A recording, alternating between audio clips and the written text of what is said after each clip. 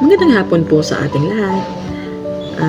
Alam niyo po ba na may mga taong kapag nakikita kang nagsisimulang gumawa ng sarili mong bagay, iniisip agad nila na nakikipagkompetensya ka. Hindi lahat ng ginagawa ng ibang tao ay patama, kompetisyon, o pagtatangkang agawan ka ng lugar. May sarili tayong dahilan kung bakit tayo nagsasalita, nagbabahagi, at gumagawa ng content. Ako, pinili kong gamitin ang social media para magbahagi ng mga payo, mensahe at mga bagay na sana ay makatulong o makapagmulat sa kahit isang tao. Hindi ko kailangang tapatan ang ginagawa ng iba para magkaroon ng halaga ang ginagawa ko.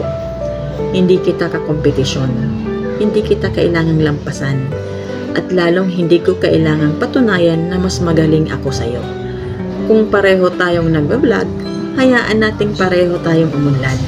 Hindi naman kailangang may matalo para may manalo. Kaya kung may nakikita kang ginagawa ko, huwag mong agad isipin na tungkol ito sa'yo. Baka hindi naman. Baka may sarili lang akong pangarap.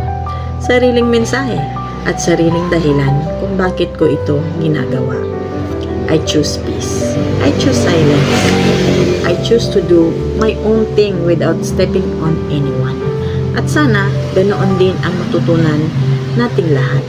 Umangat ng hindi na kailangang hilahin pababa ang iba. Magandang araw po sa ating lahat and God bless.